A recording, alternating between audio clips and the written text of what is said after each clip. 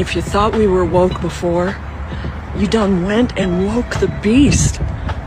Welcome to Woke 2.0. All my woke warriors, give me a blue heart and share. Let's spread the love. So why do you think people were so loud on Palestine but so silent on Iran? Oh, a lot of factors. Can I think for a second? So many factors. I don't know what to say. But let me just give you some Jews. stats. More people died in Iran because of the Islamic Republic that kills and oppresses its own people. So this basically ticks all the left-wing narrative boxes. You have a group of oppressed people that are rising up against the tyrant, getting killed by that tyrant, shot in the head for protesting, which is their democratic right. You don't have a single campus shutdown. You don't have a single protest. You have protests by Iranians, but not by foreigners. Yet, you had protests non-stop for the last 2 years about Palestine, which I think they started the war by attacking Israel on 7th of October. Yeah, Israel responded, and they basically won the war. But then you had protests for 2 years condemning Israel, calling it a genocidal state, even though Israel could have committed genocide in 1 hour if they wanted to. The reason why war took 2 years is because they didn't want to commit a genocide. But then you have the Islamic Republic that is actually causing a genocide, killing their own people not saying anything. Why do you think that is? Many reasons. However, I do disagree fundamentally about there not being. Sorry, could you just repeat what you were saying about? Yeah. I don't know. with you about disagree. the origins of October 7th and that. Okay. That it was. Yeah. So look, the thing is, Hamas was given $20 billion back in 2005. Yeah, they could have built skyscrapers. They could have made Gaza the next Dubai if they wanted to, because they got the support from international community. They dragged every single Jew out of Gaza back in 2005. But then guess what happened? When Hamas took over, they killed all the oppositions, threw them off the buildings, destroyed all the glass houses that the Jews had built that provided food for them. Then they used the 20 billion to build tunnels, and then the leaders of Hamas, they went and lived in 5-star hotels in Qatar, whilst their sons were on private jets with half-naked women, whilst Palestinians were starving, or the people that live in Gaza. Okay. And then people scream genocide. They caused October 7th. They attack, and they try to commit a genocide on the Jews on the October 7th. I'm going to cut here. I can't have a good face. I can't take it. Why?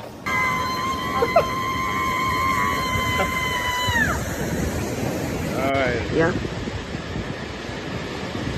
They're just going round and round and round. People are nuts. The feminization of America isn't empowering women. It's dismantling the very backbone that made this country strong.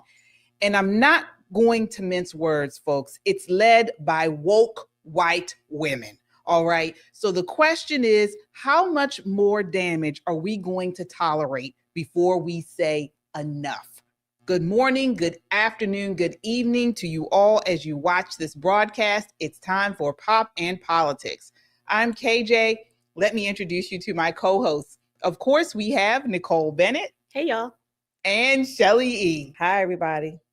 All right, we have a lot to cover tonight. So before we light this fire, do your part. Tap that thumbs up, smash that subscribe button, and turn on your notifications. We are live right here on YouTube. If you're on the go, you can catch us on Apple Podcasts or Spotify. All right. We love our chat. We shout out every super chat. So drop your thoughts, show your love, and join the conversation that the mainstream media wishes didn't exist. This is not just a podcast. This is a movement of God-fearing, truth-seeking, America-loving people that value freedom. Stand with us and subscribe so we can amplify this rallying call for freedom. All right, ladies, let's set it off. Want to get right into that montage that we saw at the top of the show of these nutty, leftist, woke white women. These are white women, folks. So How did one of the most privileged groups in America become the loudest voice for victimhood, for outrage, and anti-American narratives? Nicole, what are your thoughts? I think they are still the most privileged group in America. And what you're seeing from them is not victimhood. This is maternalism. This is them saying, I can take better care of you than you can. And it's not new. It's something historically that they've enjoyed, and they're not going to let it go. Wow. So what has, Shelley, has it caused this neuroticism? What's going on here? Okay, one thing I gotta say first. Why do they always look like butch bitches? That's what I want to know. It seems like there's too many of them. It's just too many of them in that group that look like butch bitches. I just don't understand that. Maybe somebody can explain it to me. That's number one. Number two, when you have been and maybe are accustomed to having been privileged and coddled and cared for, well, you grow up to be that way. And you have to, I guess you have to consciously break yourself out of that mode of thinking and training. But when you think that the world owes you something and everybody has to walk on eggshells because you have been the center of attention for so long, you tend to think that way as an adult until you face reality. Now, what they are facing is that many people are not giving them the attention that they are so accustomed to. So therefore, this to me, it's a form of a tantrum in a way. Like toddlers. They're tantrum. They have a tantrum because they want this attention. But again, if they would explain to me why they mostly look like butch bitches, I might be open to listening to them if they could explain that part. Yeah, well, folks, sound off in the chat and let us know what you think. So here's another clip, all right, of a liberal white woman, and she's going after a pro-lifer. This is clip 2. City, what are you doing here? You're trying to antagonize people, so go the fuck away. Go the fuck away. Go the fuck away. It's simple. Go the fuck away. She's so go home. Why don't we just let her get raped right now and forced to have a mother? That'd be great. I would carry full term. Yeah, Go. I'm sure you would. And you'd be traumatized for life. She's traumatized already. She already is. I'm not the one who looks traumatized here. You can go. You're right. You can go. We're a little old. We're gonna stay together. We're gonna stay together the rest of the day. How would you say you're for women, but then we're gonna stay together? Shut the fuck up, bitch. How would you? Why are you antagonizing people? Why are you antagonizing people? Evidence. Why are you antagonizing people? That is disgusting. No, come with your elders. Come with your elders, please. We've been fighting for this for 50 years. She's so young. I hope. Wow. That gave me a flashback. So, I mean, I want to talk about this because historically, this group of women have been family-centered. There's family-centered roles. You know, we went from community stability, PTA moms, church involvement, to now activism-driven identity. We see these women at protests, online, outrage, and involved in identity politics. So again, how did we get here, Shelley?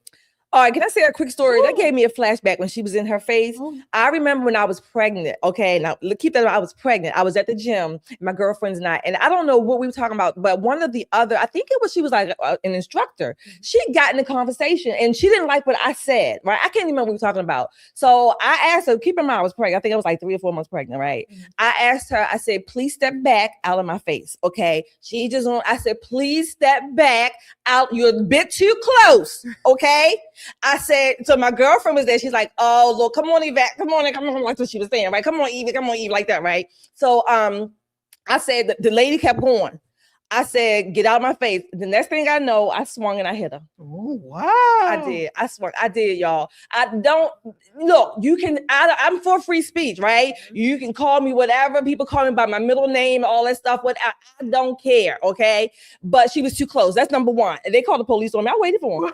I waited for the police. I sat right outside and waited for them. I did. I sat outside and I got hungry. I had me a little snack and I ate. I did. And the police didn't do anything. The police told her she was wrong. Right. And, and she had this little red mark on her face and everything. And my girlfriend was like, oh my gosh, what happened? You were horrible. We were laughing. But nevertheless, this is a more important point I want to make. They are leftists. And see, this is why I keep trying to make the point that conservatives outside, we need to be specific. These are not liberals. Liberal has been conflated under leftism, and they're not the same. These are leftists. These people, they don't like America. They don't like American values. They believe in these racial hierarchies. And of course, they want abortion at every turn, every stage. That's one of their, like, you know, that's their drive there. But these people are not liberals. There's a difference. And I think we do harm, or I wouldn't say harm. We don't do well when we don't keep explaining that there is a difference. They're not the same. When we lump them all together, everything gets conflated. These are loonies, butch bitches. Yeah. Well, leftists. But again, we're talking about this phenomenon that we're seeing with leftist white women. All right. This is what we're talking about. And again, I mean, how did we get here? These women used to be the backbone of our communities, you know, at least the communities where they live in, you know, builders of the communities. Now they're enforcers of this ideology. What's going on, Nicole? Well, a lot of them are college educated, and this is where the indoctrination really took root. But nowadays, it doesn't even start in college. It starts in elementary school. And the more that you hear certain things over and over again, you may not act on it as a small child, but it's a seed planted. And when you get old enough, the tree grows rotten fruit. You eat the rotten fruit and you end up that girl who looks like she needs a shower screaming in this woman's face, right? And then the most important part of that scene for me was when the two old ladies put their arms around her. It's like, listen to your elders. The girl with the glasses sort of stopped and had a thought. Is this what my life is going to look like in 10 years, 20 years? This is what I'm going to be doing with myself, sitting out here, greasy haired, with flags on the back of my baseball hat, talking to the people who are just trying to help. Is this the future that I have? That should have been her wake up call. It really should have. Yeah. You made a very good point. Her hair was very greasy. It was. She needed a shower and a good conditioner. Good conditioner. All she needs is like a little bit, like a little, maybe a quarter size. Right. Get in there and get it going. Well, again, folks, I mean, we're not talking about something that happens occasionally. And let me say this, we all are here in leftist Maryland, all right? You know, between Maryland and California, they are always sort of in competition to see which state is going to be most leftist. Mm-hmm. And we see this all the time right here. So we have a firsthand account on this phenomena of these leftist white women, okay? Because they particularly are triggered when they meet Black conservatives, okay? And here's another video of another one here. This is clip 3. Friendly reminder, as a white American woman, I will no longer be dating white men. I'm looking for anything other than a white man. Okay? Just a heads up. I need help from like my funny, petty folks on here. I am aspiring to be a little bit meaner and to hold men more accountable in my life. So I am not quick with insults, and I just want to have one like mentally like locked and loaded, prepared for if I should ever hear a man say, your body, my choice, whether it's to me, to someone else, to their buddy as a joke. Like, I want to be prepared. And so I had a couple of comebacks, and I ran them by my partner, who would never say it. He wouldn't even say, your body, my choice, for the sake of the role play. He was like, I'm not saying it. I'll just give you feedback. And he said none of my comebacks are good. He said they weren't funny or made him feel bad. And I don't want to say something that somebody could say I threatened them with. Like, I don't want to be charged with anything. I just want to make them feel very small and embarrassed. So if you are my people with a quick comeback, help me out. Wow. So again, folks, now we saw in that montage, the first lady was talking about how she doesn't want to date white men. Okay. I don't think white, black, blue, orange, nobody wants you, lady. All right. You're safe. You are safe, girl. Absolutely. No worries. Nobody's coming for you. But that leads to the next sort of question, because we are seeing a lot of these leftist white women who are neurotic, who have meltdowns, aren't never just a difference of politics, but it's, deeper. I mean, they get triggered, violent, neurotic about just a difference of political views, and they don't want to date a lot of men out here. Men are it's an epidemic of issue with these leftist women. Shelley, what are your thoughts? You heard her. Yeah, let's correct her. Let's add a little correction. She says she's not looking for any white men. I think she's looking for white women. That's what I think she really wants. I think she really wants white women. That's number one. Number two, and that little second one, she says she don't want to say anything that sounds like a threat. Well, let me say this. I don't want to say anything that sounds like a threat either. But when she said locked and loaded, I had an image in my mind. Oh, okay.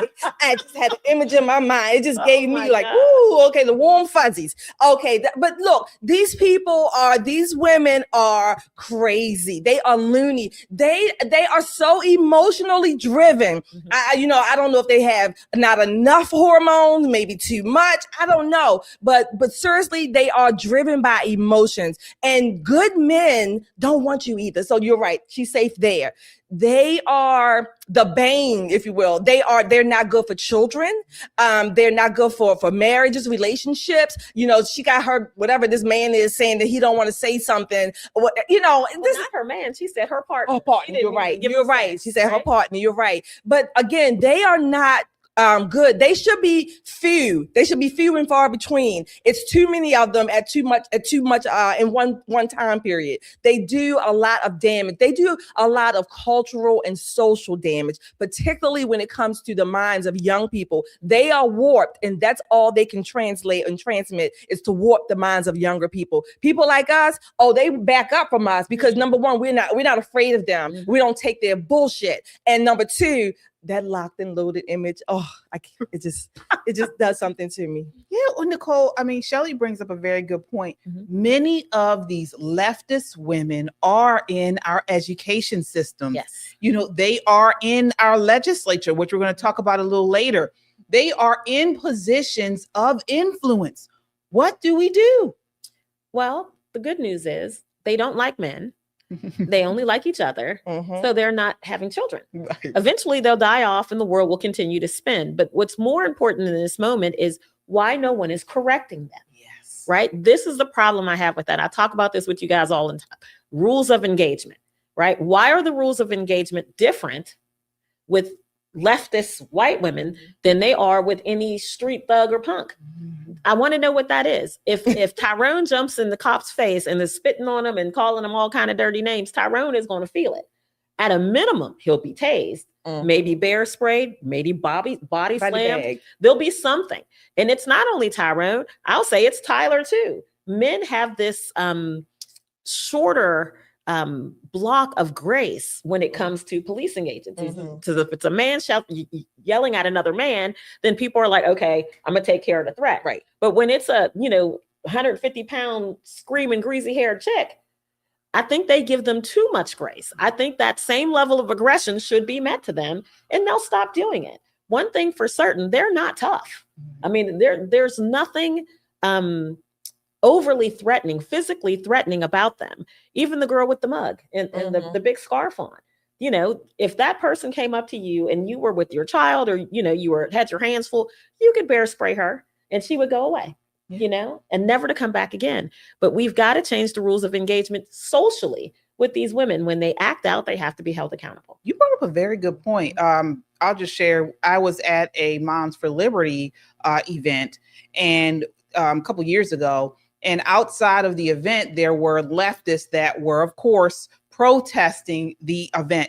It was in Philadelphia. And as we were leaving for lunch, you could barely get across the street. There were so many people there. And they were a lot of white leftist women. And one jumped in my face. And she's, saying, you, how dare you? What are you doing here? With Moms for Liberty, they're racist, they're xenophobes, they hate gays and all this type of stuff. And she's screaming at me and things. And there was another person there, was a black woman. Okay, it was a black woman and a black guy. And this white woman is calling me. She started calling me all types of racial slurs. And I looked at them and I said, this is who you're with? You know, you hear this woman calling me racial slurs, and you all are supposed to be of, you know, the inclusivity and DEI.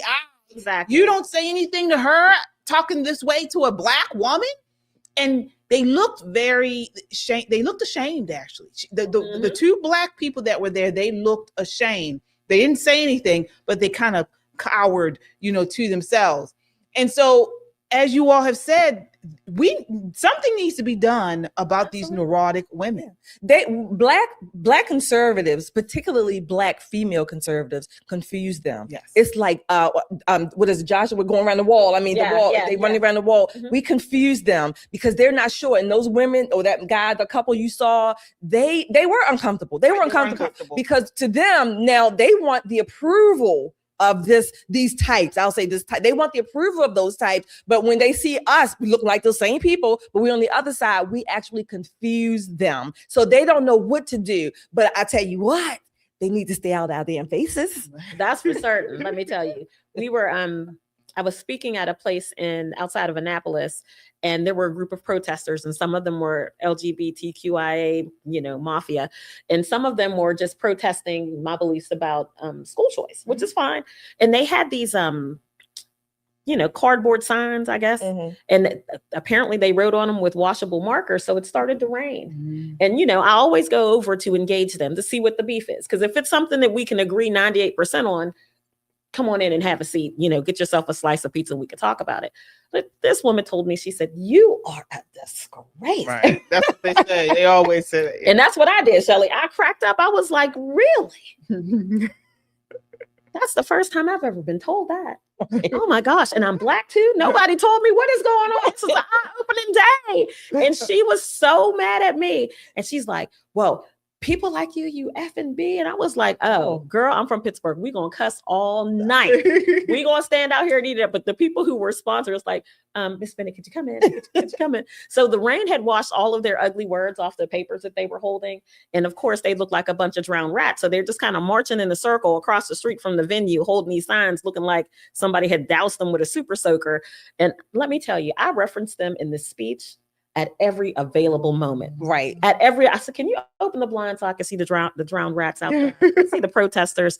And the one guy, I don't know what his beef was, but he appeared to be either Black or kind of mixed race.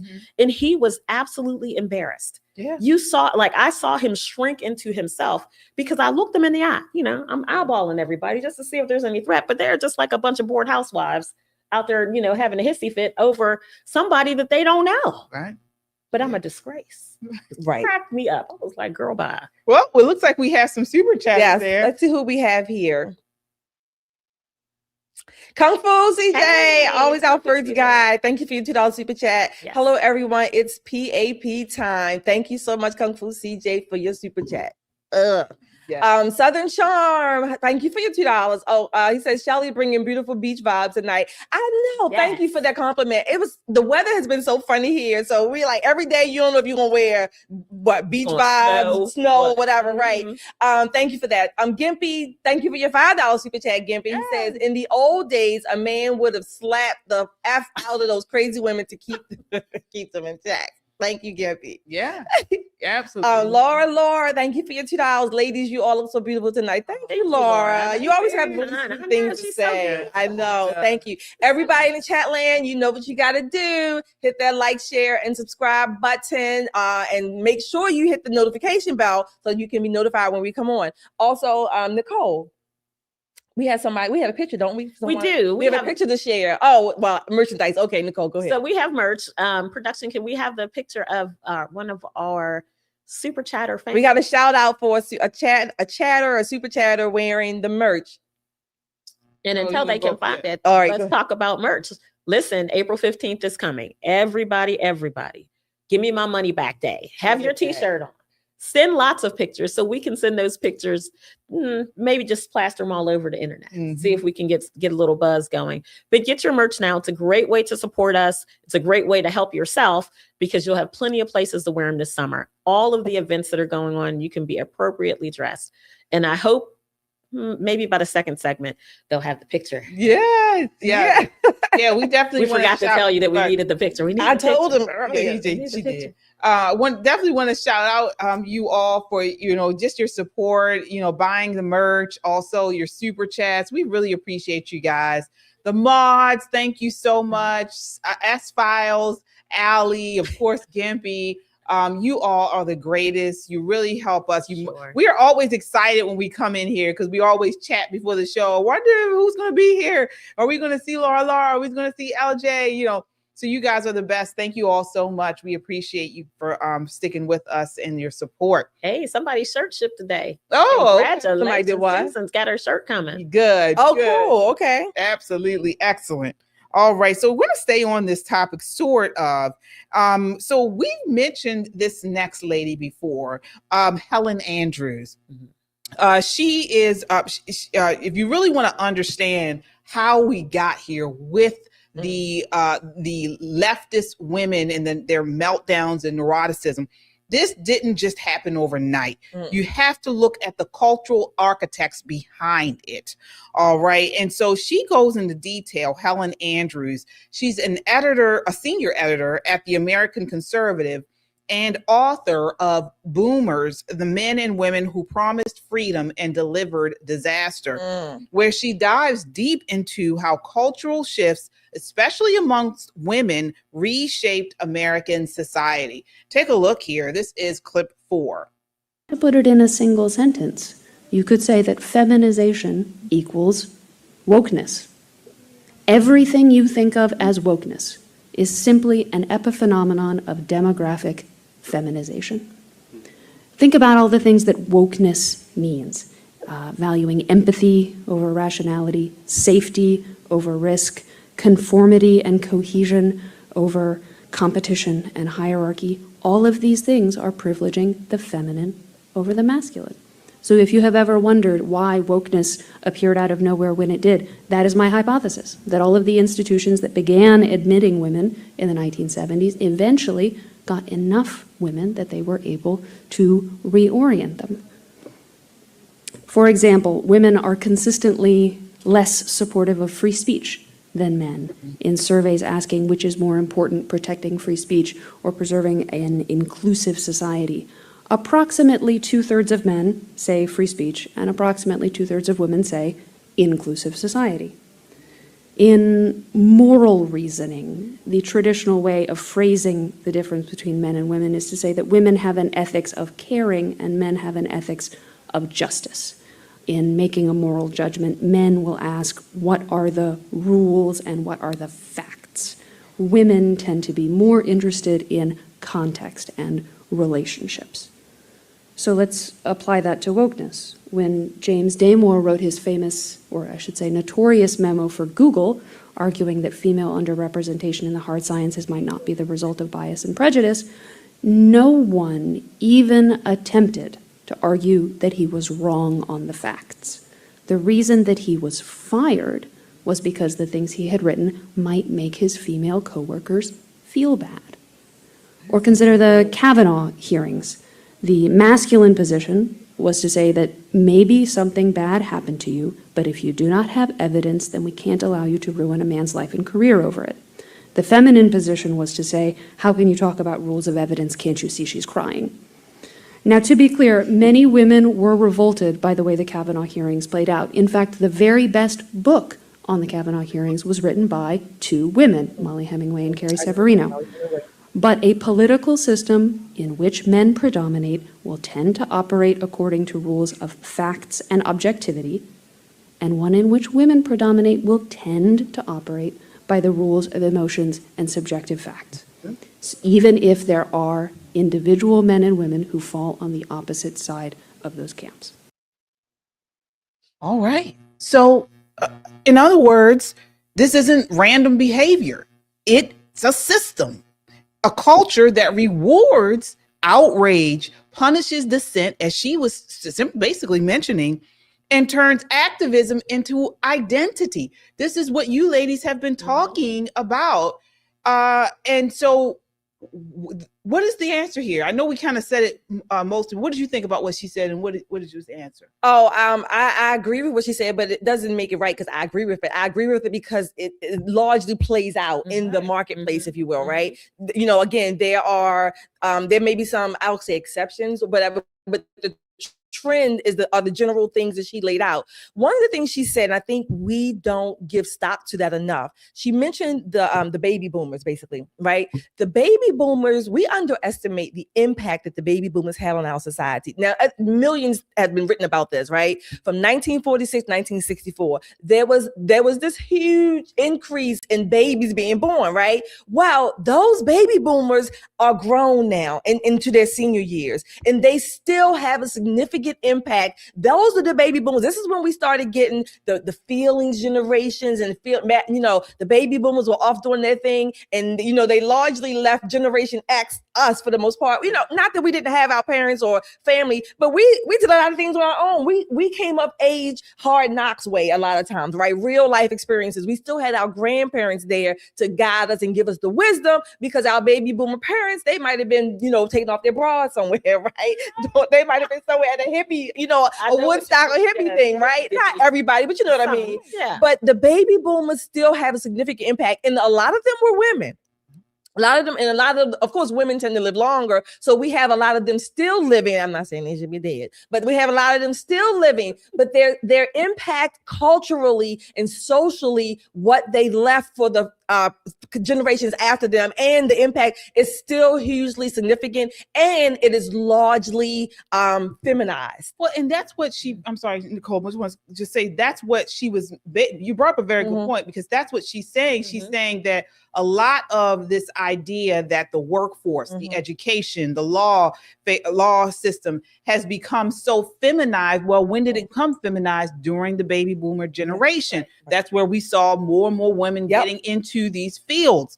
And based off of what she's saying, it hasn't been a great thing.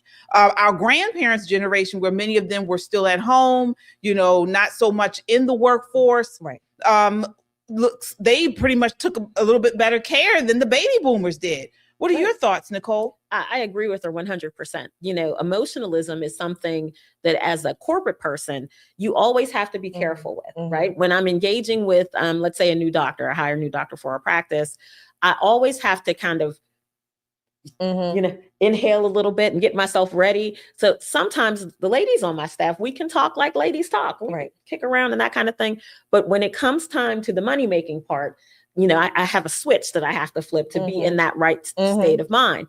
Unfortunately, some people's switches don't flip, right? And they stay in that, kind of, I call it the girlfriend mode. They stay in the girlfriend mode, and it doesn't bode well for them corporately. What it does is kind of drive division at corporate spaces, just like it's doing in social places. Even in political places, it does that. Do you remember when President Trump, the beginning of his campaign for this term, Trump 2.0, one of the first things he talked about was not about immigration, not about the border. The very first thing he said was that it was his intent to protect Medicare. Well, guess who the Medicare generation is? The baby boomers. Them doggone boomers. Yeah. Right? They're the ones that suck up a whole lot of the system. And every politician starts off by courting the boomers. Absolutely. That's what they do at the federal level. The first thing they want the baby boomers to know is that I got you. And that's because, one, they vote. And they have money. They absolutely vote. Money, yeah. That's the other thing. Absolutely. Right. So you see this impact of how the feminization of America is playing out across all of these fields. And in some spaces, I will say this, it is a good thing. We need people to nurture. We need people to kind of have compassion. But when that nurture and compassion turns into toxicity, we also need to check it. I'm going to stand on that. We need to stop letting these, wet-faced women make you feel sorry for them. If you're bold enough to come out and call me a dirty name to my face, you're bold enough to catch these hands. I mean, that's what that is. Yeah, I mean, we've seen a massive overcorrection, and it has to be pushed back. Again, if we encourage you all to check out Helen Andrews' book and a lot of the seminars that she has put on. But she's basically saying that because many of these areas not just are, have a little bit of women working, they have a large amount of women in these areas. And just by being there, it has changed the way many of these systems and organizations and society on the whole run. Right. It's a major issue. And we are seeing their children now, like we saw at the beginning, these women, these don't have any type of control, decorum, nothing. Well, I was going to say something to the effect that children, if you think about it demographically and generationally, the baby boomers who were our parents, aunts and uncles, we are technically Generation X. We're kind of at odds with them. And our children, which are their grandchildren, you know, we're kind of like standing in the gap for them. So there's these intergenerational conflicts, if you will, going on. Of course, it goes down to the family, friendships, things like that. But largely speaking, Generation X is fighting against their parents' generation, baby boomers, in a big sense. Absolutely. And we know why. So you mentioned a very good point. Many of the baby boomer generation who were out taking off their bras at protests, working and things like that, you know, career minded, while the Generation X, or at least our generation, many times were at home doing their job. So especially if you were in a family with several sisters and brothers, the Generation X was the one at home filling in the mom or the dad role, while the boomer was out living life. Which is why I call Generation X, I call us the cusp, kind of the cusp, because we still had our grandparents. So we had enough of their impact. And now we are fighting, quote unquote, fighting our parents, because now grandparents are gone largely. So it's just, again, all these intergenerational things. But this is why I think Generation X, us, we are at least the key, the cusp. We still have enough old school values, and we still understand a little bit better, if you will, the modern nuances. So absolutely. Folks, sound off in the chat. Let us know what you think. Also, shout out what generation you are. I'm curious as to who we have watching. Are you a baby boomer? Are you Generation X? I'm not too familiar. Millennial, right? Alpha. It might be some right. Yeah. And the producers, please put in there what each year is for the generations, because that some people may not even some World War II generations to help. If you got some post-war generations, yeah, let us know what you think and what you think about this this segment. All right. Okay. So speaking, well, let's move on to this. You know, we're talking about baby boomers, talking about Generation X, but there's nothing like Senator Kennedy. All right. So let's take a look at this next clip, where if you really want to understand how we got here, this didn't just happen overnight, as we mentioned earlier. All right. Take a look at this classic clip of John Kennedy, Senator Kennedy, using a witness's own radical words as a mirror to expose the left's anti-constitution, man-hating, race-obsessed worldview. Okay, this woman is, of course, she's a woman, and she is a white woman, a white woke woman, and he obliterates her. This is clip 5. Kidding me? I believe that you should take you the First heard of Amendment curb your seriously, enthusiasm? sir. As I understand it, your position, Professor Franks, is that I think you used the word myth. It is a myth that the Biden administration used government to compel speech, private speech, but that the Trump administration is doing that. Is that a fair characterization? Yes, that's correct. Okay. Do you think perhaps you're allowing your personal political beliefs to affect your objectivity here? No, I do not. What is guiding my answers here is that I'm looking to see what the Supreme Court has said. You notice that in the testimony about the censorship industrial complex. I got that part. No, I just got want that to part. clarify. No, but I've only got 5 minutes. Your answer is no, as I appreciate it. Let me ask you a couple questions. You wrote a law review article in December of 2023 for the New York University Law Review, and it was about the two cases, Bruin, Supreme Court case, and Dobbs. Remember that article? Yes, I do. Okay. In this article, you said, I'm going to quote your words, taken together, these two cases demonstrate that the Supreme Court has embraced the use of the Constitution as a tool of racial patriarchy, end quote. Did you say that? Yes. Okay. And then you went on to say, quote, when the Supreme Court declares that there is a constitutional right to armed self-defense in public, it openly embraces and promotes a culture that privileges white men's ability to terrorize and kill those that they perceive as threats, close quote. Did I read that correctly? I believe so. Thank you for reading. Okay. And did you also say in that article, I'm going to quote again, quote, by simultaneously expanding white men's right to kill and constricting women's right not to die, this Supreme Court, referring to the current United States Supreme Court, has turned the Constitution into a homicide pact as well, close quote. Did you write that? That sounds like me. Okay. I want to pause it very quickly here. In November of 2020. All right, so just to give you guys some context of what's going on, this is a subcommittee hearing examining how government, big tech, academia, and activists collude to silence conservative voices under the guise of fighting misinformation or hate. Okay, so witnesses included investigative journalist Benjamin Weingarten and others. All right, and so Franks was positioned as an expert on the First Amendment issues, online harms, and Section 230 reform. But Senator Kennedy quickly pivoted to her credibility here, asking if her personal political beliefs colored her testimony, especially since she downplayed Biden-era censorship while hyping up President Trump as a threat, all right? And you see here, I just want to quickly say, I want to get your response, Shelley. Folks, these woke white women, they hate white men. They hate white men, okay?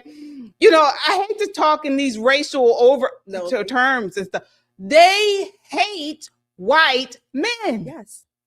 They hate white men because of their racial hierarchy. And at the top of that hierarchy, the bane of all existence, human existence, Americans, whomever, are white men. White men are the cause for everything wrong in everybody's life, according to this racial hierarchy, this implicit or explicit bias, whatever it is, whatever the crap is called. But this is why. So, okay, so they were talking about this collusion, right? Well, I don't know if they got to that part, but it's interesting because Matt Taibbi, she should have gone to him, because Matt Taibbi and I think Barry Weiss, they would have supported her in saying how government, social media, all colluded to keep people down. I mean, censored off the internet, things like that, particularly during COVID. So it's interesting, but see, Barry Weiss, I mean, if she's Jewish, but she's white, and Matt Taibbi, a white man, so she probably wouldn't take their, but they would have co-signed what she's saying. This is a thing. But they don't get it. She don't care about. No, they don't. No, they don't. Want to get Trump. They want to. That's what it is. Trump derangement syndrome. It really should be a diagnostic criteria in the DSM. Mm-hmm. It really should be. I mean, Trump derangement syndrome. I'm saying Israel derangement syndrome, and I'm not saying that you can't criticize either one, but there is a level of it becomes there you go, a level of obsession, neuroses, just locked and loaded, and that's what these people, that's all they see. Anything, and they don't have a clue. I don't even think she even steps back to reflect as a researcher, a scientist, or whatever she is, to say, okay, am I putting my bias into that's this? Rational? That's no, they don't. Right? They're not rational. No, they don't. Right? They don't have any rational thoughts. But the one thought that they do have is, how can I take this little nugget of truth and spin it into something that's going to hurt Donald Trump? And what's so interesting about it, if we have had another president to do what Donald Trump has done in just 1 year, people would be clawing their fingernails at Mount Rushmore, digging his face in. But because they have this well-fed phobia of American exceptionalism, and then you add in the guy who says, let's make America great again, that just took them into the stratosphere with their derangement. Now, I will say most of these people were deranged before Trump.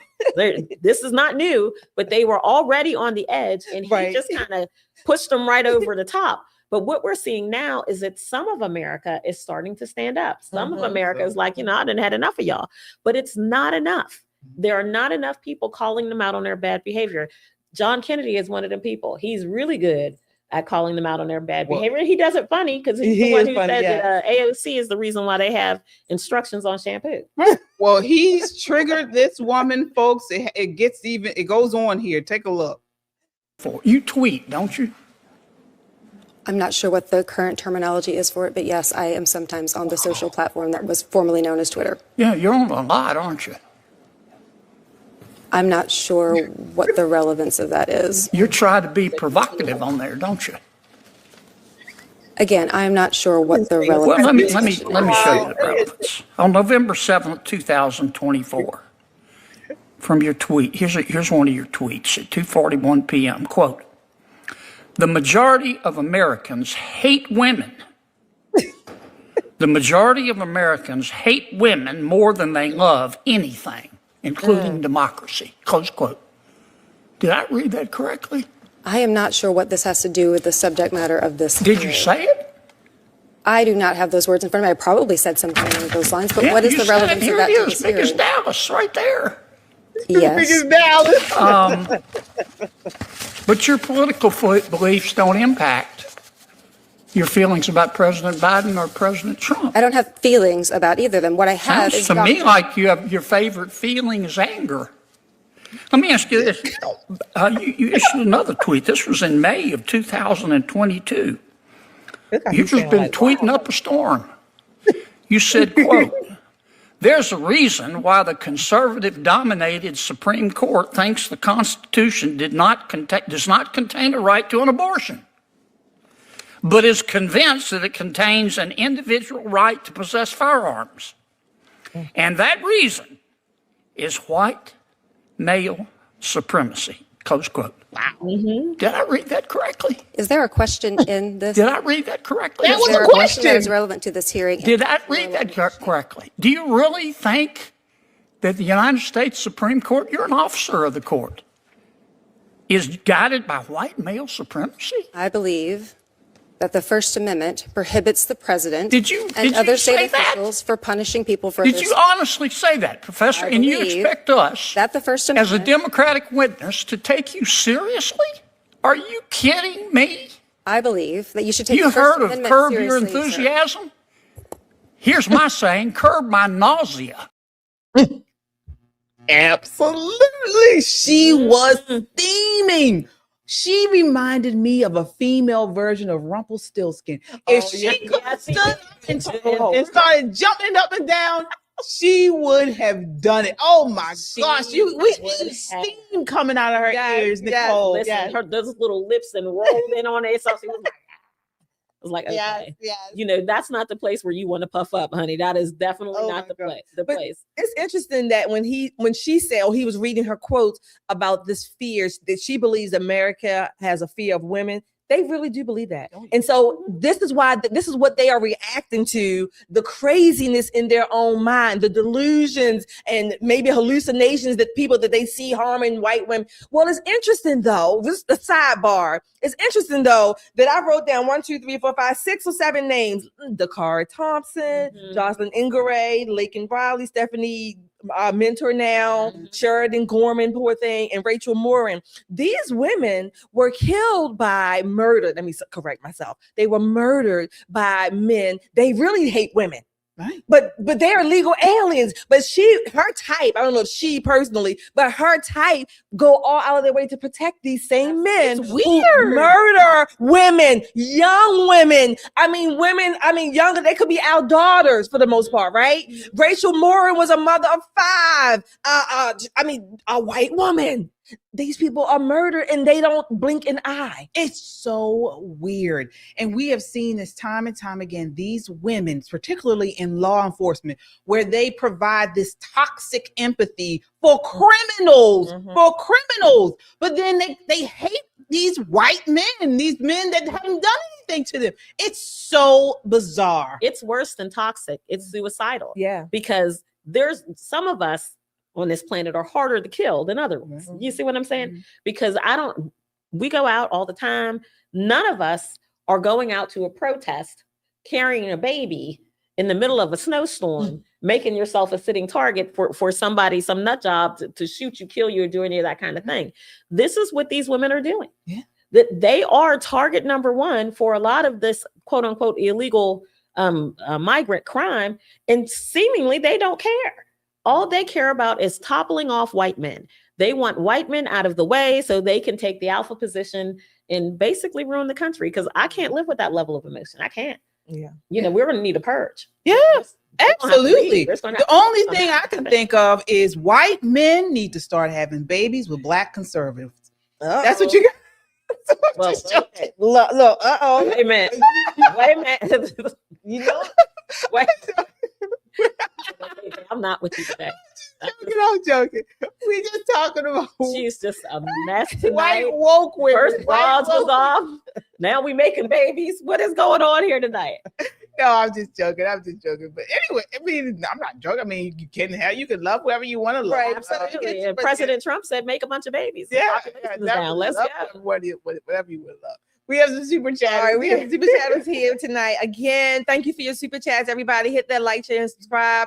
We have Skeeter. Thank you for your $10 super chat. I'm trying to decide if I should wear my unapologetic American shirt or give me my money back on Saturday with all these No Kings protests going on. Which one should I wear? Oh, that's you still got the No Kings protests. Well, they're always going to have the No Kings, which is very funny because Ro Khanna, prominent Democrat from California, actually wants to talk to King Charles when he comes to the United States next week about the Epstein files of all. Oh, Lord. Right? So he doesn't believe in kings, but he's going to talk to that king. Well, Skeeter, whichever one you wear, take them both and change in the middle. Yeah. Whichever one you take some pictures and send them to us. Take the pictures, Skeeter. Thank you so much. That was cute. I would go with the unapologetically American because that would be enough to send them into orbit. Absolutely. Yep, there you go. Absolutely. And just keep yelling, saying, wearing that shirt, give me my money back. Because again, I got to remind you all, April 15th is about 3.5 weeks away. Listen, Shelley, it is not Christmas. We do not need a countdown.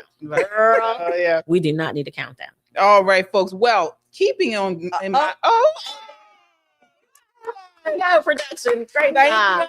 There's our viewer. I forget her name. I can remember her name. But anyway, she's wearing our unapologetically American t-shirt. Thank you so much. And a hat. That's right. And her hat. We told you, take a picture, snap yourself. The Poppin' Politics hat. That's huge. She Why is she? Yes, queen, come through. Yes, you look so nice, and you got your hat on and your shirt. Her name here. We have her name. I'm sorry. What was it? Shirley. Thank you, Shirley. Thank you so much. Shirley. Miss Shirley. Yeah, we are so excited. Thank you so much for getting that and supporting and sewing into this channel, folks. You know, we don't have sponsors. We don't have, advertisers here. You guys keep us online. All right.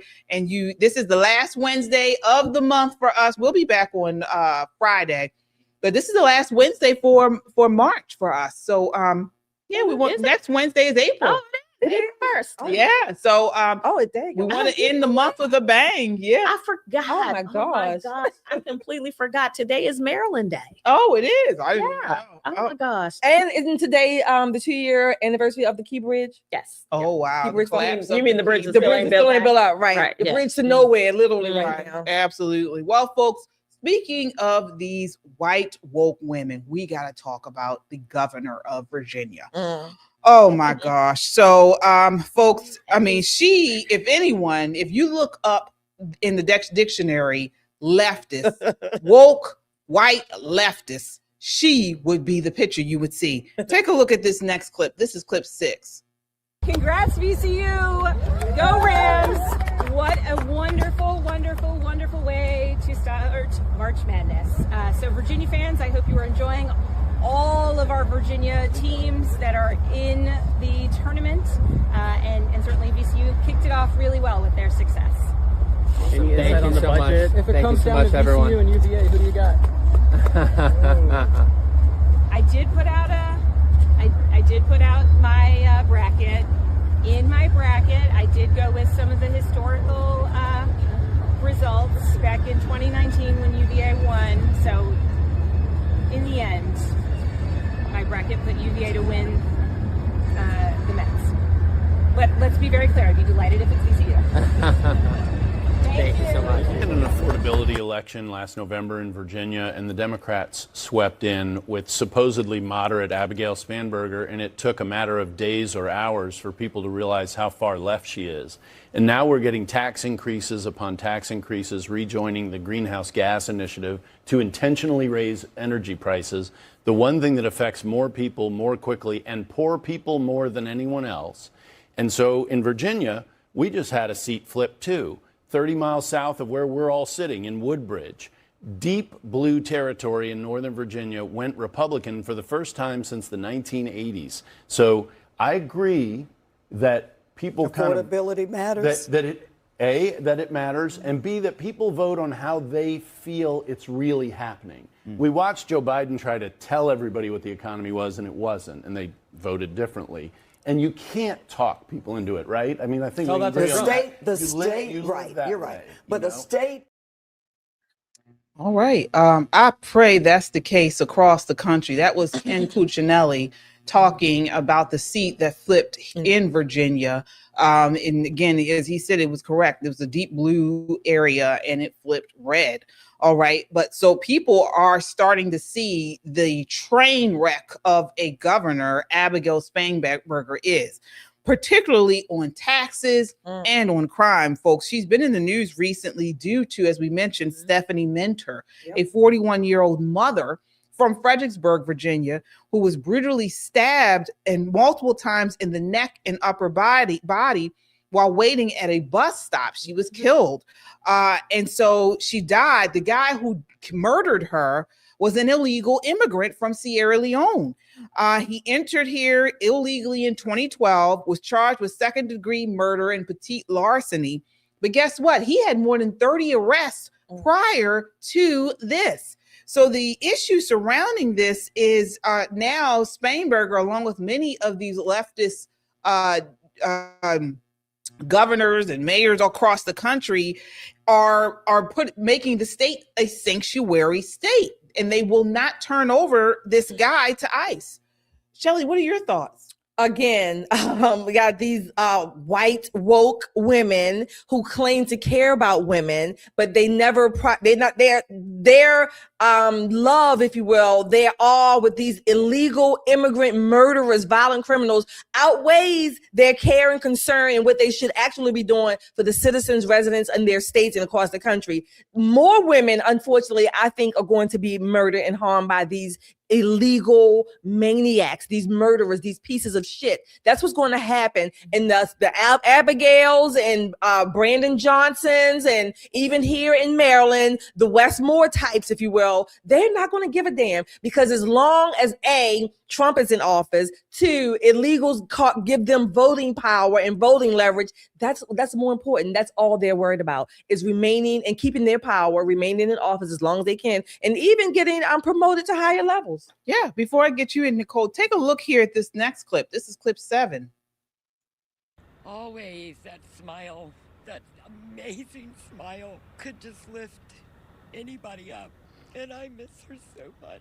Cheryl Minter's daughter Stephanie was killed at a bus stop in Fairfax County by a complete stranger who is in the country illegally. At a press conference Tuesday morning, Cheryl and former Virginia Attorney General Jason Miyares blamed Fairfax County Commonwealth's Attorney Steve Descano, Sheriff Stacey Kincaid, and the Fairfax County Board of Supervisors for Stephanie's death, pointing to so-called sanctuary policies that shield illegal immigrants from deportation and other legal consequences.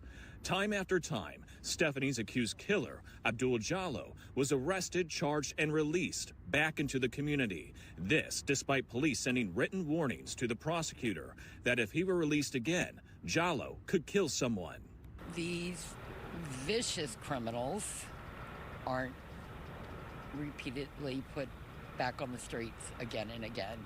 Tonight, the Minter family is calling on Governor Abigail Spanberger to reverse her executive order that blocked state law enforcement from working with ICE, which was one of the first things Spanberger did after taking office. Her first goal in office was not to protect Virginia citizens. It was protect convicted felons sitting in Virginia prisons and not to notify federal immigration authorities of where they were so they could leave this country. Miyares and Cheryl are also calling on the governor to veto a bill sitting on her desk that would ban local police and sheriffs from cooperating with ICE. Right now, it's their discretion. She wants to take away that discretion.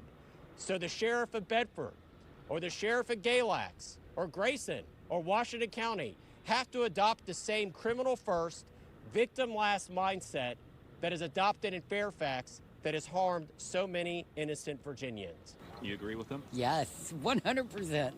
I reached out to Governor Spanberger's office and asked, is she going to sign or veto the bill on her desk that would prevent local law enforcement from working with ICE? And is she going to reverse her day one executive order?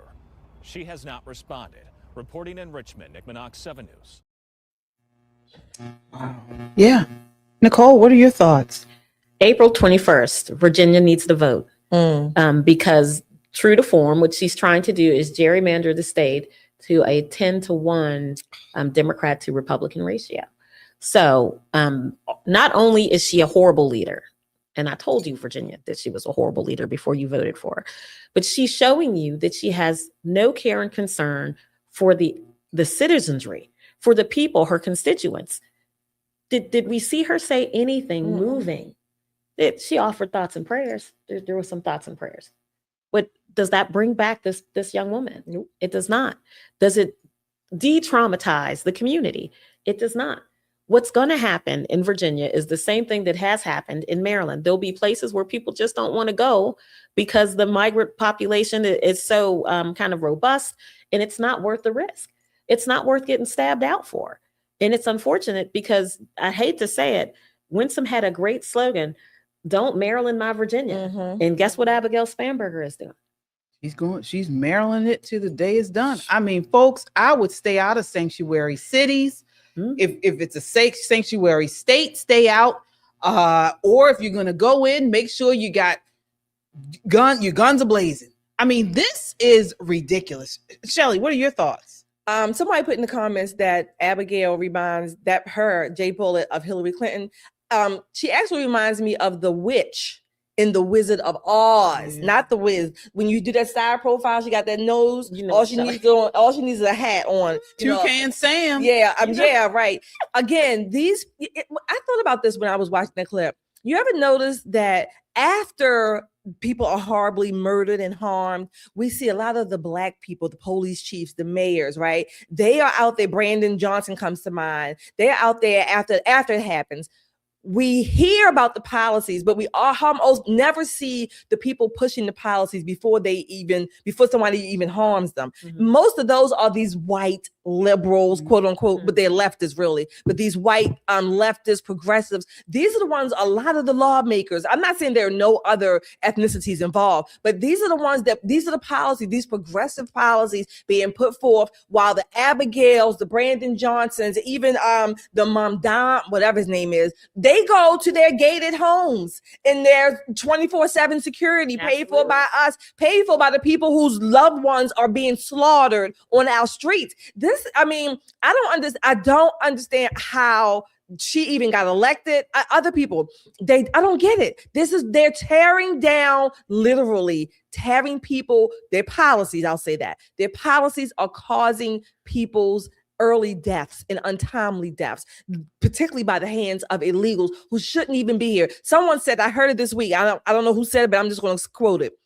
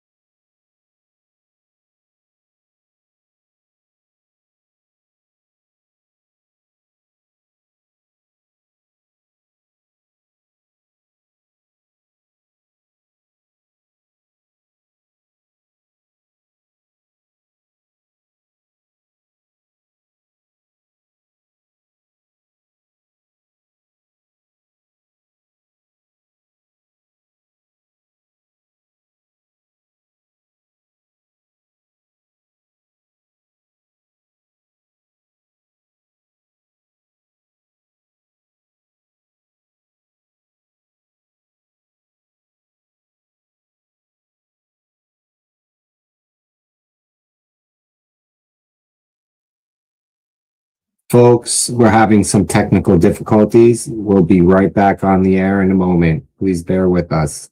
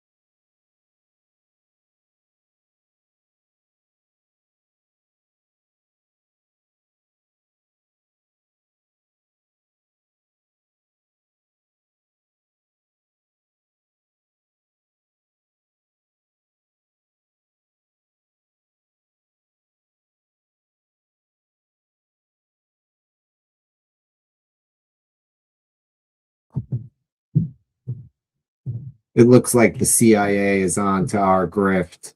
The modem's rebooting. We'll be back on the air in a moment.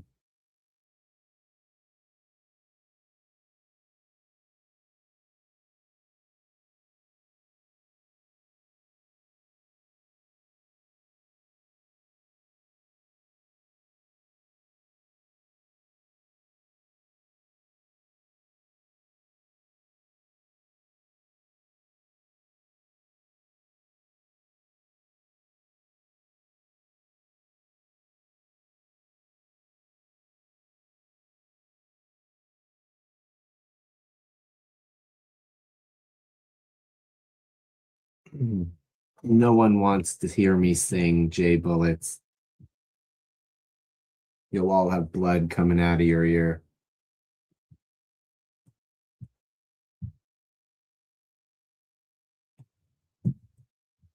Thanks for bearing with us, everybody. We'll be right back.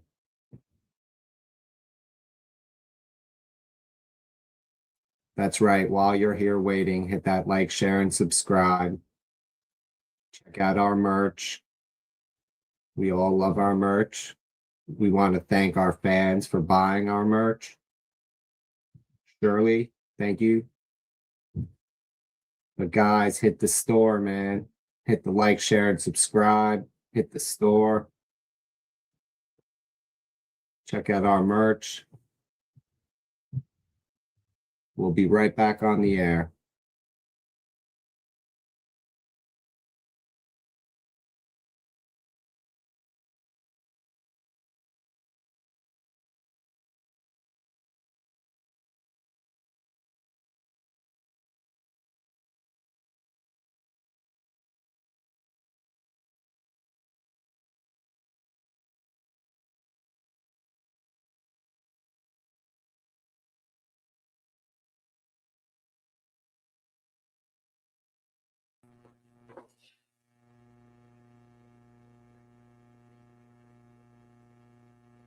All right. Folks, you see what happens when we start talking about the 3-letter agencies? Do you see what happens? And I saw this, somebody posted they were about to give us their super chat. Now you can send it. We're back. So please send that super chat. All right, folks, we are back. I hope we're back. Yeah, we are back. Okay, so these people are out to get us, but we are going to keep on kicking because we are hard to get down. All right, let's see. We have some super chatters here. The Salt Granny, $20. Thank you. I love you, ladies. Glad to have finally been able to say so in person. Thank you so much. I love your name too. Yeah, Salt Granny. Job for $9. Thank you for your $5. If you lose a loved one due to a sanctuary status, sue the hell out of the state. Absolutely. Sue. That's right. Yeah. Look, we talked about the spooks last week. They are watching us, y'all. You know what it is? Every time we say Abby's name 3 times, something weird happens. Wasn't that what we were talking about when that storm came through and bumped you off? Like Candyman. The spook. Oh, yeah. But she, you know, and then after we left off, I was thinking, it's not Toucan Sam. She looks like Cockatoo. Cockatoo from Zoobly Zoo. I don't know if anybody, I'm maybe dating myself, but Zoobly Zoo, Zoobly Zoo. Magic and wonder are waiting for you. That's what she looks like. That's what she looks like. You know what, KJ? Yeah. I could not with you on Wednesdays. You Oh, just yeah. be breaking out the songs, throwing bras off. It's getting wild in here, y'all. All right. But folks, okay, so we want to get back on this. We saw that that was a tragedy what happened to that woman, and now it's on her desk. And she, as they said in the news conference, she made Virginia a sanctuary state. She's about to sign it into law, and they're pleading with her not to do it. Yeah, she's going to do it. You think so? I think No, without question. Without question. You know, she's going to stick to the Democrat playbook because Virginia is the first stop for her. She doesn't see Virginia as the long-term goal. Virginia is very term limited, as we know, right? She's trying to bump up. She's trying to be vice president on somebody's ticket and then sit in the Oval. Right. I mean, I don't blame her political ambition. I think it's great when you see women step up in politics and say, this is the plan and I'm going to work the plan. The problem is that she's got blood on her hands now. Not only blood in her hands, but she's got her hand in people's pockets up to the elbow. She hasn't been in office 6 months. No. Do you know? At least Westmore gave us a couple of months where we could catch our breath just a little bit before he put both of his hands in our pockets. You know? Yeah. Yeah. Folks, sound off in the chat and let us know what you think. Are you in Virginia? I mean, you guys just voted her in. So, I mean, people are voting these leftists in office. I don't know what more to say. I really don't. People have to wake up. We have the midterms coming up. Just a side note, right on my way here, I was watching an interview with Byron Donalds. He was actually being interviewed on the Daily Wire. It was a great interview. I mean, that guy is a class act. Not only is he just a great politician, and of course, I agree with him on many of the issues. He really understands the issues. You know, he's not just a politician. He has had years in the finance industry, in the insurance industry. So he understands many of these issues. And I encourage you all to check out the interview on a level that's just above politics. He gets in the weeds of why things happen. One of the things he was talking about in the interview that I thought was great, because, and I hear this a lot about Florida, is the insurance issue. You know, people want to move there, but you can't get insurance. That's a huge issue there to insure your house. And he went in on that, talking about what he's going to do if and when he's elected to get the insurance, lower the loss ratio to get people able to insure their home. Right. So you can buy a house again. Exactly. Yeah. So I really hope he wins. I hope you guys who are in Florida get out and vote for him. You know, that's where I eventually want to end up, in Florida, in the sunshine shade of the great Florida. And it would be nice to know I at least got 4 more years to do it. Right. Well, let me tell you. What are you going to say? Well, no. Well, gosh. So no, Florida's going to do just fine. Byron's going to do great in his race. But I do think that there's a lot that we should look forward to coming with these midterms. Today it was announced, as I've been telling you guys, we're going to have a midterm convention. The Republicans are. It's going to be in Dallas. Oh yeah. We should go. No, CPAC is going on. CPAC is now. Okay. But this is, you know, an RNC convention, but it's call it a mini convention because it's not a presidential election. But this is where the foot soldiers get their energy. This is where you get all your talking points and what to say and how to say it and go out and get it. It energizes the people who energize the base. So we need this going into these midterm elections, because what we've seen so far is that the mainstream media is controlling the narrative. And we have got to break up that monotony. We have to break up that steady drum beat of CNN while you're at the airport 4 or 5 hours, listening to foolishness, you know, handed over and over and over again. So we have to do something to get our messaging out. And it cannot just be the president. Everybody has to participate. And this is what this mini convention is going to be all about. Absolutely. Well, I'm all in it for it. I'm on all fours in it.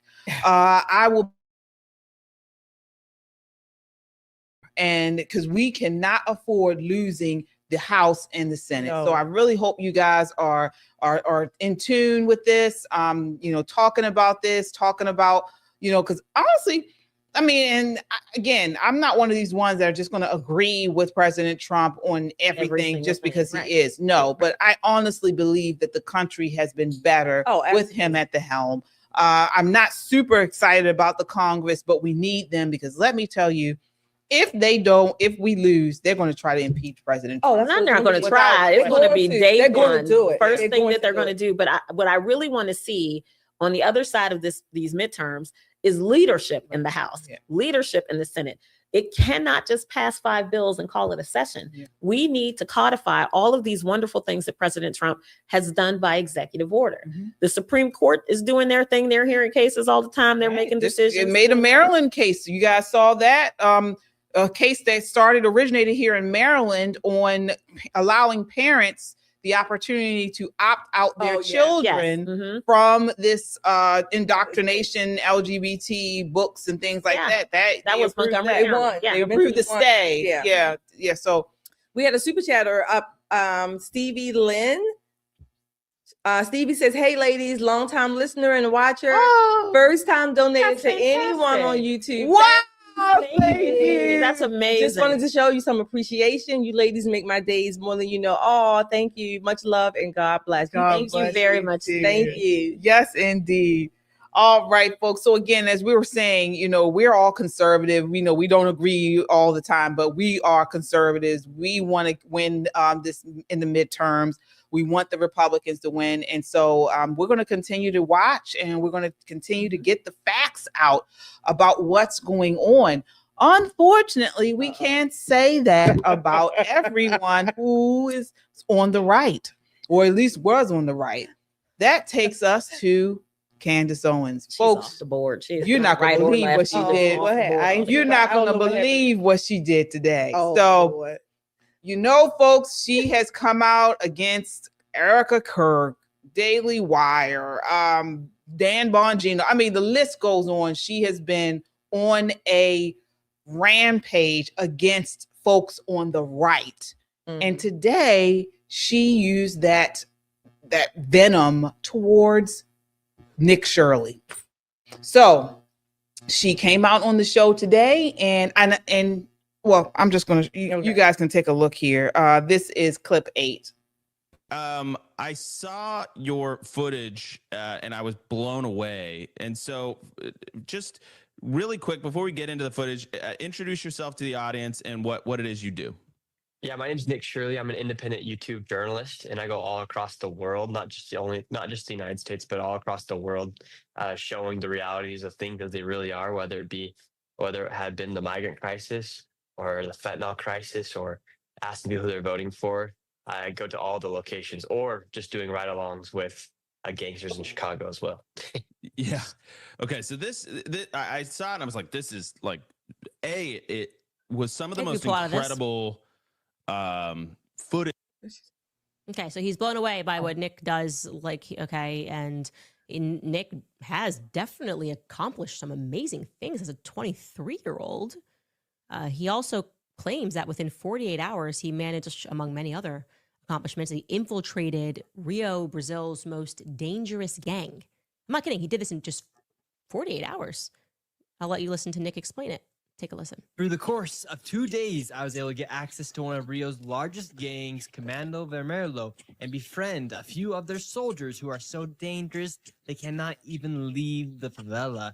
Lots of strange things happened to find myself on top of Brazil's largest favela in a destroyed house, interviewing gang members of one of the largest gangs in Brazil. Okay, I'm just going to say I don't believe that at all. I'm sorry. I just, it's so stupid. I'm not even going to tell you why I don't believe it. It's like, if you don't know that that's stupid, that he infiltrated the gang in 48 hours. That's so dumb. I'm so tired of dumb. That's not how that works, okay? You don't just go up to gangs on the street as a nice-looking white boy with a camera and say, hey, I just wanted to sort of see what you're doing here. What's going on? Okay, just stop. That's stupid. Of course, that's dumb. I'm sorry, Nick. I know you're young. I hope, whoever is your contact that has you infiltrating Antifa and infiltrating El Salvador at the age of 23 years old, it just feels like Sean Penn young to me. Like, oh, Sean Penn's always there with the cartels, never gets hurt, always is a part of a movie. I don't like stupid. That did not happen, okay? That did not just happen. He didn't wander into a favela and meet up with gang members with the camera. And they were like, no, it's cool. Come here, see what we're up to. Anyway. All right. So, What a crazy bitch. And let me tell you why she's so upset. We saw who he was with. He was on the Charlie Kirk show. Now he's on her radar. And she hates anyone that is connected to Erica Kirk, TPUSA, the Jews. He's not Jewish, mind you. But if he's connected with any of these people, he's the enemy to her. He's fake. He's a liar. She's the liar. Okay. But I want to get your thoughts on this, Nicole. Do you know what's really interesting is that's how she got her start. Exactly. She was just wandering up to conservatives at CPAC and saying, "Hi, my name is Candace." Hi. Yeah. All of us were. That's what we all did at CPAC. It boggles my mind that she thinks, again, there can only be one, and she thinks she's it. Right. This is the same filing out that she had with Kim Klacik and too many other folk to name. Erica Kirk, she's in competition with Erica over her dead husband. How does this work?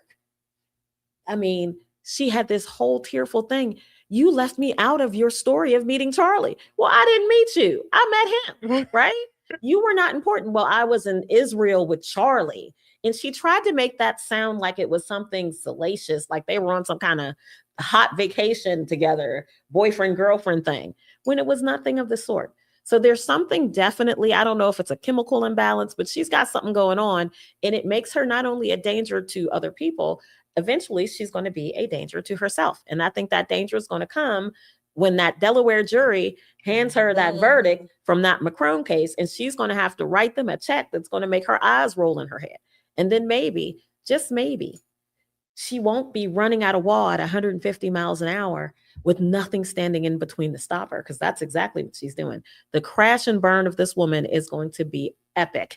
I hate to say that because she does have value. She does have a good investigative journalism, bona fide. But that's the thing. That's the thing. I'm just seeing this clip, right? Yeah. So I was thinking, number one, I've said for many years, even like I said, I've met her one time. I wouldn't say I know her. Mm-hmm. I've met her one time. I said it before, during, and after. Candace has to be the center of attention. I've said that many times. Number one. Number two, I don't understand why she's poo-pooing. Oh, I know why. Nick, when you said like because whatever. But not only that, now I don't even see why she made a big deal out of this. Only because he was talking to Andrew Kovac. Mm-hmm. But now Nick is her competition. Nick, for a whole different reason, but in her mind, Nick is her competition because Nick is getting whatever likes or whatever they are, likes, and, the accolades. He's also endearing to the conservative side. In a way, maybe a twisted way, she probably sees herself in Nick when she first started out. So going up, being endeared by, but Nick has not taking a whole 180, if you will. Exactly. So she's a little, you can see her demeanor there. She looks a little, I don't know, angry maybe. Yeah, she looks similar jelly to much. Jelly. Exactly. Who is that? She looks similar to the woman that we were talking about earlier that Kennedy was asking questions. Miss Frank. These women, they are so narcissistic. They're so like you said, triggered. But let me tell you what it is. Folks, if you've been watching, we just talked about Nick Shirley Friday. Yeah. Nick Shirley, what has he been doing? He has been investigating these scams that were perpetuated by the Democrats in Minnesota, in California. He has been front and center in these investigations, so much so now we're seeing some of the mainstream media pick up on these investigations. Absolutely. He has been single-handedly taking down these Democrats. And here comes Candace Owens. Right. She's a psyop. She's not conservative. She's not rooting for the right. She's rooting for the left, who are paying her. Why all of a sudden would she come after Nick Shirley other than he's now going after the left, particularly in California? So what does she do now? She's using her millions of followers to try to poo-poo on him and push out doubt. That's all she does. That might be this is another thing. Oh, now she's just asking questions. Now she's putting little things of doubt, trying to say that he's not who he claims to be. All right. So this is what she's doing, and she's played her hand this time. That might be I never thought of that part. That might be a part of that. This is also what I think. I think she sees. She's even said on her show many times, people have criticized her. Sometimes she got things wrong. And I mean, in any profession, you're going to get things wrong, right? I think her skills are very, I guess I'm going to say instinctual. And I'm not saying that she's a professional journalist. That's not what I'm saying. I think she's a professional grifter. I think she has those instinctual skills. But what I would think is that what I would see in Nick Shirley, I would see, wow, he's similar, using some of the same skills that I claim to have or I have in a different field, different arena for a different purpose. So I would applaud that, you would think. I'm just saying, I would think that she would be applauding that. You would think so. But again, she can't have any competition. She has to be the only one. It's not even about that. She sees dollar signs. Look, folks, Nick Shirley, if you think about it, he has become the bane of the Democrats right now. They hate him. They hate him because he is shedding light on their money-making grift. So who do they send out? Who do they sick on him? But this pit bull, this mutt of a woman, Candace Owens, to go after him. She has a large following, mostly now of leftists, Islamists, and a little bit of conspiracy people on the right.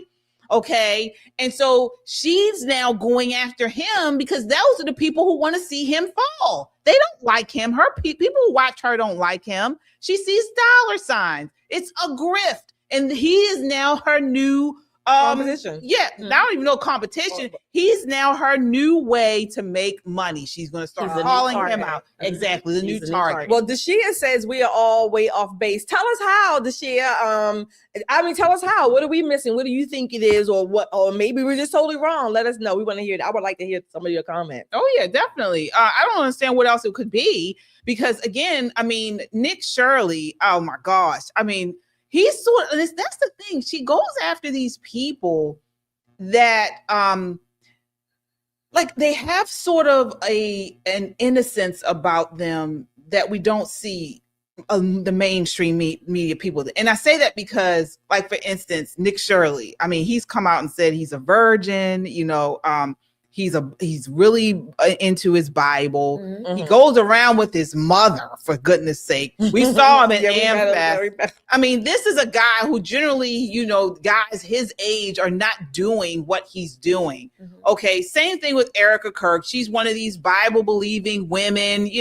Before Charlie died, she was a homemaker. It's just she goes after these people who are not like her, but who are genuine. It seems to me. And they really, if they trigger her. Well, she goes after people that won't fight her back. Yes, that's what it is. That's a good point. Who won't fight her back. I mean, it's just remarkable to me. Instead of just saying, Nick, you did good work. This thing that you did in Brazil is incredible. Come and tell us how you did it. What worked, what didn't work.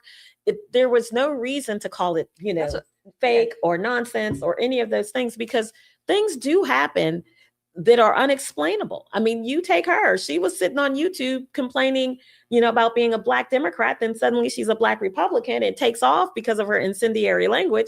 So why would it be so impossible to think that it can happen for somebody else? You would think you would be applauding him. Oh yeah, and guess what? There's a whole genre. I watch these people that go into these very dangerous areas. You can look it up on YouTube. It's a simple click. A lot of people do this. And, now he said 2 days. I'm sure it took longer than that, but they meet someone that's on the inside. They earn the trust of these people, and they do. Because a lot of times, believe it or not, these gangs, these guerrilla warfare people, they actually want to flex. They want to flex. That's what they want. They want the publicity. I mean, and Nick Shirley, I mean, my man, he's in Brazil. These people the gang members are brown and Black, so to speak. This is a white, a white male, American male, blue eyes, blonde hair, whatever. And he's already have a huge following. Right. There's no way in the world that and these people, they're not in the caves as far as the gang. They know who Nick Shirley is. So they want the publicity. I just think it's just detestable, that kind of behavior. However, there are people who have that personality type that it can only be me, and anybody that comes around, I'm burning their house down. And it's unfortunate because you really do miss the opportunity to coalesce, right? To get together and build something better. It just leaves you allegedly at the top where people are just kind of working around you instead of helping. I hope you go back to the hole you came out of, woman.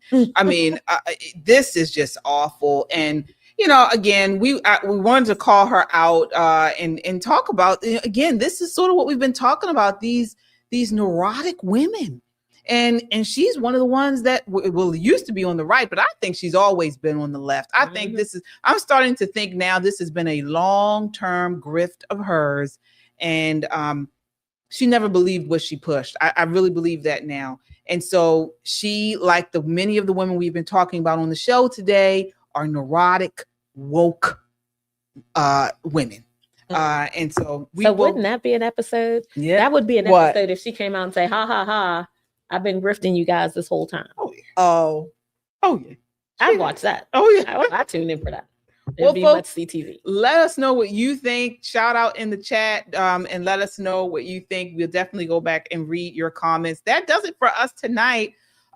We'll be back on. We have some. Okay, Liberty Girl, thank you for your $10 super chat. We should not agree all the time. That would make us sheep with no minds of our own. We are not the demon rats. Absolutely. Liberty Girl. Absolutely. Thank you so much. All right. Yeah, we will be back on Friday night at 9 p.m. So if you hit that notification bell, you know when we go live. Shelly? Wait a minute. I got to make an announcement. I don't usually say this. KJ normally is the one that says everything before it happens, but I am so excited. I've been so excited. I've been sending them messages because we are going to see the Wiz. Yes, we are going to see the Wiz. I am so excited. I've been singing the songs from the musical. I have them on my phone anyway, right? I love that musical. That is one of my all-time favorite musicals. I'm just sad that I really won't see the original with Michael and Diana, but whenever the Wiz is in the area, I try to support it. Even high school or school age plays, if you will, I've gone. Really cute. But I am so excited. We're going to tell you all about it. And one more announcement I got to make. Yeah. So we're going to put it. Can we put it on our community page? So last week, remember 2 weeks ago, we were online having our show and we were talking about who's the better driver. And, KJ tried to implicate me, but she told on herself. And then Nicole is just taking, like the long road home. Mm-hmm. Well, last week, we went out for a little bit right afterwards. And Nicole had another engagement, but we went out. So guess who was driving? I was in the passenger seat. Okay. Buckled in, strapped in like this. Oh, right. I was like this. Oh but God. We might have to put it on our community page so you can. I got it. I'm gonna get it. Oh, yeah. All right, folks. So before we go, check me out on tomorrow. Tomorrow night, you can find me on Christian Conservative. We got a great show lined up. We are actually talking about this phenomenon among women, mostly on the left, that have chosen married but not to stay in the same home with their husbands. All right, so this is a phenomenon. Many women are doing this now. They're praising this all throughout Hollywood. Wait, is he paying for both houses? Oh no, I don't know. I don't think so, because most of these women are rich. Yeah, rich women. But they say from Jada Pinkett Smith to Keke Palmer, all of these women are saying, even Whoopi Goldberg, saying, I want to be married, but I don't want to be in the same house with my husband. We're going to talk about that and other things tomorrow night on Christian Conservative. All right, you're bold. We're going to be on there talking about tomorrow night at 9 p.m. at KJ Christian Conservative. You don't want to miss it. All right, that does it for us tonight. Until next time, count your blessings and live a life of purpose. Good night. Good night. Yes, thank you, Shirley. So cute with your pose. Look how cute she posed that. I know that's right, Miss Shirley. She ain't playing with y'all.